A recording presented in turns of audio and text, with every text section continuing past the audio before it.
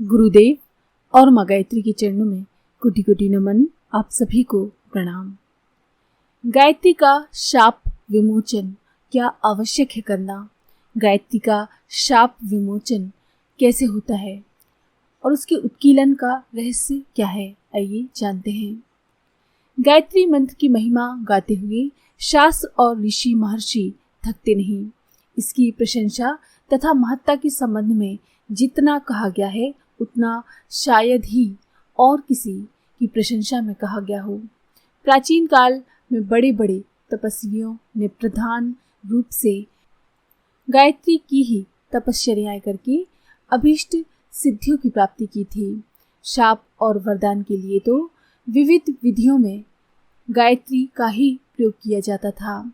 प्राचीन काल में गायत्री गुरु मंत्र था। अब भी गायत्री मंत्र प्रसिद्ध है। अधिकांश मनुष्य उसे जानते हैं। अनेक मनुष्य किसी न किसी प्रकार उसको दोहराते रहते हैं, जपते रहते हैं अथवा किसी विशेष अवसर पर स्मरण करते रहते हैं। इतने पर भी देखा जाता है कि उससे कोई विशेष लाभ नहीं होता। गायत्री जानने वालों में कोई विशेष स्तर दिखाई नहीं देता। इस आधार पर यह आशंका होने लगती है कि कहीं गायत्री की प्रशंसा और महिमा में वर्णन करने वालों ने अत्युक्ति तो नहीं की। कई मनुष्य आरंभ में उत्साह दिखाकर थोड़े ही दिनों में उसे छोड़ बैठते हैं। वे देखते हैं कि इतने दिन हमने गायत्री की उपासना की पर लाभ कुछ न हुआ, फिर क्यों इसके लिए समय बर्बाद किया जाए। कारण यह है कि प्रत्येक कार्य एक नियत विधि व्यवस्था द्वारा पूरा होता है। चाहे जैसे तैसे, जिस काम को चाहे जिस प्रकार करना, आरंभ यदि हम कर दें तो अभीष्ट परिणाम नहीं मिल पाता। मशीनों द्वारा बड़े बड़े कार्य होते हैं, पर तभी जब वे उचित रीति से चलाई जाएं। यदि कोई अनाड़ी चलाने वाला मशीन को यूं ही अंधाधुंध तरीके से चालू कर दे तो लाभ तो होना तो दूर, उल्टे कारखाने के लिए तथा चलाने वाले के लिए भी संकट उत्पन्न हो सकता है। मोटर तेज दौड़ने वाला वाहन है।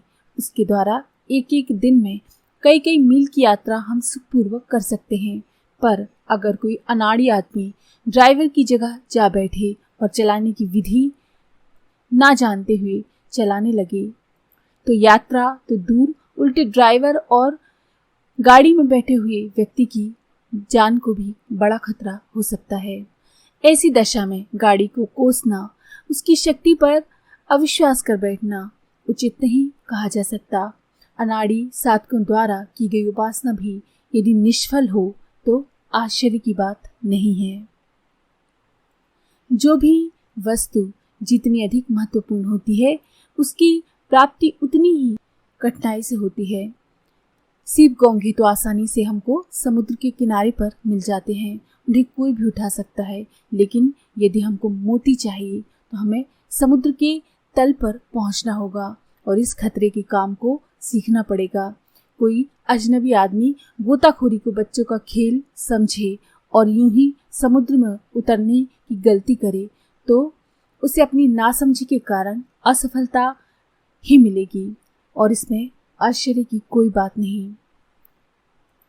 गायत्री मंत्र में अन्य समस्त मंत्रों की अपेक्षा एक खास विशेषता ये है कि नियत विधि से साधना ना करने पर भी वो साधक की कोई हानि नहीं करती। परिश्रम भी निष्फल नहीं जाता। कुछ ना कुछ लाभ रहता ही है, पर उतना लाभ नहीं होता जितना कि विधि पूर्वक साधना के द्वारा होना चाहिए। गायत्री की तांत्रिक उपासना में तो अविधि साधना से हानि भी होती है, पर साधारण साधना में वैसा कोई खतरा नहीं होता। तो भी परिश्रम का पूरा प्रतिफल ना मिले तो एक प्रकार की हानि ही समझनी चाहिए। इसलिए बुद्धिमान मनुष्य उतावली अहमन्यता उपेक्षा की शिकार नहीं होते और साधना मार्ग पर वैसे ही समझदारी से चलते हैं जैसे हाथी नदी को पार करते समय धीरे धीरे कदम आगे बढ़ाता है। कुछ औषधियाँ नियत मात्रा में लेकर नियत विधि पूर्वक तैयार करके रसायन बनाए जाएं और नियत मात्रा में नियत अनुपात के साथ रोगी को सेवन कराए जाएं तो आश्चर्यजनक लाभ होता है, परंतु यदि उन्हीं औषधियों को चाहे जिस तरह से, चाहे जितनी मात्रा में लेकर, चाहे जैसे बना डाला जाए और चाहे जिस रोगी को चाहे जितनी मात्रा में सेवन करा दिया जाए तो निश्चय ही परिणाम अच्छा ना होगा। वे औषधियाँ जो विधि पूर्वक प्रयुक्त होने पर अमृत के समान दिखाई देती थीं, अविधि पूर्वक उपयुक्त होने पर निरर्थक सिद्ध होती हैं। ऐसी दशा में उन औषधियों को दोष देना न्याय संगत नहीं कहा जा सकता। गायत्री साधना भी यदि अविधि पूर्वक की गई है तो वैसा लाभ नहीं दिखा सकती जैसा कि विधि पूर्वक साधना में होना चाहिए। पात्र कुपात्र कोई गायत्री शक्ति का मनमाना उपयोग ना कर सके, इसीलिए कलयुग से पूर्व ही गायत्री को कीलित कर दिया गया है। जो उसका उत्कीलन जानता है वही लाभ उठा सकता है।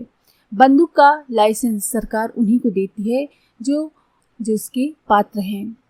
परमाणु बम का रहस्य थोड़े से लोगों तक ही सीमित रखा गया है ताकि हर कोई इसका दुरुपयोग ना कर डाले। कीमती खजाने की तिजोरियों में बढ़िया बढ़िया ताले लगे रहते हैं ताकि अनाधिकारी लोग उसे खोल ना सकें। इसी आधार पर गायत्री को कीलित किया गया है कि हर कोई उससे अनुपयुक्त प्रयोजन सिद्ध ना कर सके।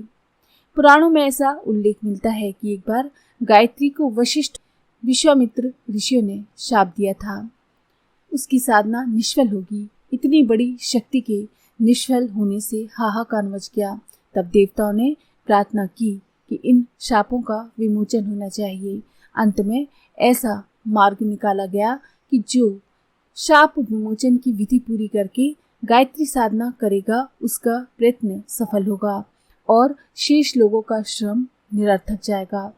इस पौराणिक उपाख्यान में एक भारी रहस्य छिपा हुआ है जिसे ना जानने वाले केवल शाप मुक्ता भव मंत्रों को दोहराकर ये मान लेते हैं कि हमारी साधना शाप मुक्त हो गई।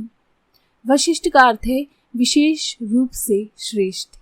गायत्री साधना में जिन्होंने विशेष रूप से श्रम किया है, जिसने 1.25 करोड़ जप किया होता है, उसे वशिष्ठ पदवी दी जाती है। रघुवंशियों के कुलगुरु सदा ऐसे ही वशिष्ठ पदाधिकारी होते थे। रघु, अज, दिलीप, दशरथ, राम, लव कुश आदि इन 6 पीढ़ियों के गुरु एक वशिष्ठ नहीं बल्कि अलग अलग थे, पर उपासना के आधार पर इन सभी को वशिष्ठ पदवी दी गई थी। वशिष्ठ का शाप मोचन करने का तात्पर्य ये है कि इस प्रकार के वशिष्ठ से गायत्री साधना की शिक्षा लेनी चाहिए, उसे अपना पथ प्रदर्शक नियुक्त करना चाहिए। कारण है कि अनुभवी व्यक्ति ही ये जान सकता है कि मार्ग में कहाँ कहाँ क्या क्या कठिनाइयाँ आती हैं और उसका निवारण कैसे किया जाए। जब पानी में तैरने की शिक्षा किसी नए व्यक्ति को दी जाती है तो कुशल तैराक उसके साथ रहता है ताकि नौसिखिया डूबने लगे तो हाथ पकड़कर उसे खींच ले और उसे पार लगा दे, तथा तैरते समय जो भूल हो रही है उसे समझाता सुधारता चला जाए। यदि कोई शिक्षक तैराक ना हो और कोई तैरना सीखने के लिए मचल रहा हो तो कोई वृद्ध पुरुष हंसी हंसी में बालकों को समझाने के लिए ये कह सकता है कि बच्चों, तालाब में नाव तरना इसमें तैराक गुरु का शाप है। बिना गुरु का शाप मुक्त हुए तैरना सीखोगे तो वो निष्फल होगा। इन शब्दों में अहंकार तो है, शाब्दिक अत्युक्ति भी से कह सकते हैं, पर तथ्य बिल्कुल सच्चा है। बिना शिक्षक की निगरानी की तैरना सीखने की कोशिश करना एक दुस्साहस ही है। 1.25 करोड़ जप की साधना कर लेने वाले वशिष्ठ की संरक्षकता प्राप्त कर लेना ही वशिष्ठ शाप विमोचन है। इससे साधक निर्भय और अपने मार्ग पर तेजी से बढ़ता चला जाता है। रास्ते की कठिनाइयों को वो संरक्षक दूर करता चलता है, जिससे नए साधक के मार्ग में बहुत सी बाधाएं अपने आप दूर होती चली जाती हैं और वो अपने उद्देश्य तक पहुंच जाता है। आज के लिए इतना ही।